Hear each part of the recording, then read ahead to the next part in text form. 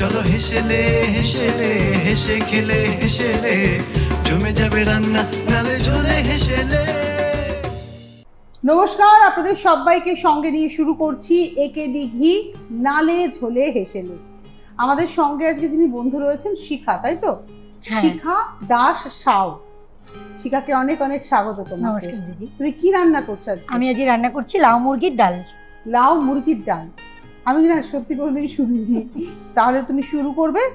এই যে আজকে কি বলে লাউ মুরগির ডাল, এই লাউ মুরগির ডাল তৈরি করতে কি কি উপকরণ লাগে, অর্থাৎ ইনগ্রেডিয়েন্টস কি কি, আসুন আমরা একবার জেনে নিই। চিকেন, কুচনো লাউ, সেদ্ধ করা ছোলার ডাল, আদা রসুন পেঁয়াজ লঙ্কার পেস্ট, ডুমো করে কাটা টমেটো, ধনে পাতা, লবণ, হলুদ গুঁড়ো, কাশ্মীরি লঙ্কার গুঁড়ো, ধনিয়া গুঁড়ো, জিরের গুঁড়ো, গোটা কাঁচা লঙ্কা, তেজপাতা, গোটা গরম মশলা, চিনি, সর্ষের তেল, গুঁড়ো গরম মশলা এবং একেডি ঘি। চলো শুরু করি। কি দিচ্ছ এটা? সর্ষের তেল দিলাম, রান্নাটা পুরো সর্ষের তেলেই হবে। এবার আমাকে দেবে তেজপাতা,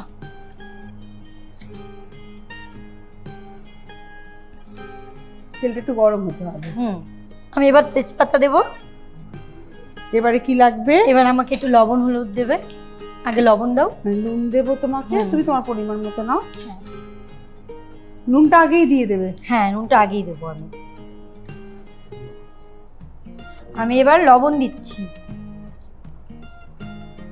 আমি এবার হলুদ দিচ্ছি, আমি এবার চিনি দিলাম। একটু নেড়ে নি। হ্যাঁ, যেহেতু হলুদ দিয়েছো না। বাহ। এবার আমি দিচ্ছি আদা রসুন পেঁয়াজ আর কাঁচা লঙ্কার পেস্ট।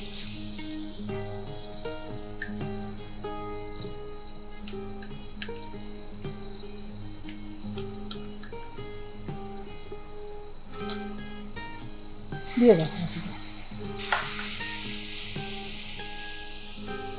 এটাকে ভালো করে এবার ভাজতে হবে।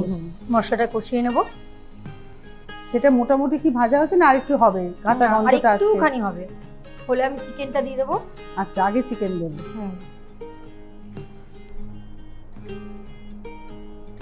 চিকেনের সম্ভবত এটা তোমার হাড় ছাড়া, তাই তো? হ্যাঁ, কিছুটা আছে, বোনলেসই নেওয়া। মানে বোন থাকলেও অসুবিধা নেই? না, এটাতে অসুবিধা নেই, বোন থাকলেও অসুবিধা নেই, পিসেরও কোনো ব্যাপার নেই, যে যার পছন্দ মতো করে কাটিং করতে পারে। চিকেনটা অনেকক্ষণ মনে হয় কষাতে হবে না, যেহেতু তুমি ছোট ছোট করে পিস করেছো, কিন্তু তেলটা ছাড়তে হবে। এটার মধ্যে না দিদি জল ছাড়া রান্না হবে। আচ্ছা, কোনো জল? কোনো জল যাবে না। বুঝেছি, এর জন্য এটাতে লাউটা দেওয়া হয়। ওই যাতে লাউয়ের জল। মোটামুটি তোমার রান্নাটা অনেকটা এগিয়ে গেল না? এবার আমাকে লাউটা দেবে। এই নাও।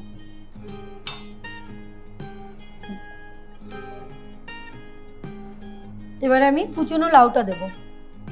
লাউটা কিন্তু সেদ্ধ করা নয়। না, এই লাউটা সেদ্ধ করা হবে না। এই লাউয়ের থেকে যে জলটা ছাড়বে সেই জলে মাংসটা সেদ্ধ হবে। বাহ, অভিনবত্ব আছে কিন্তু রান্নাটার মধ্যে, ডেফিনেটলি অভিনবত্ব আছে।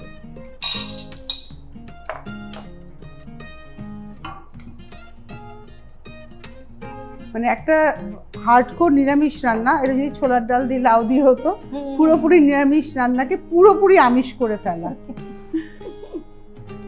এবার এর মধ্যে আমি গুঁড়ো মশলাগুলো দেবো। হ্যাঁ, এবার আমি দিচ্ছি জিরের গুঁড়ো, এবার আমি দেব ধনিয়া গুঁড়ো, কালারের জন্য আমি একটু কাশ্মীরি লঙ্কার গুঁড়ো দিচ্ছি, এবার আমি দিচ্ছি টমেটো, এবার একটু ঢাকা দিয়ে দিলাম। আচ্ছা, রান্নার কি খবর দেখো?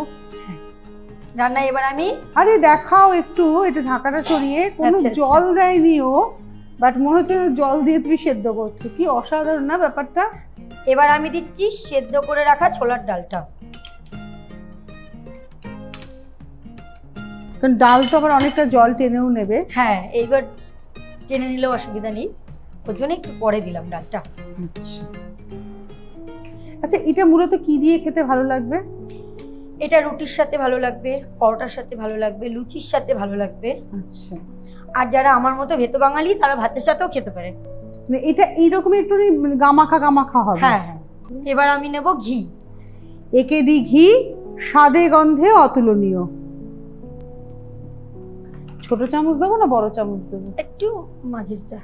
মাঝারি আর কিছুই নেই। ঠিক আছে। এবার আমি দেব একেডি ঘি। এবার আমি দিচ্ছি গুঁড়ো গরম মশলা। এবার হয়ে গেল আমার রান্না।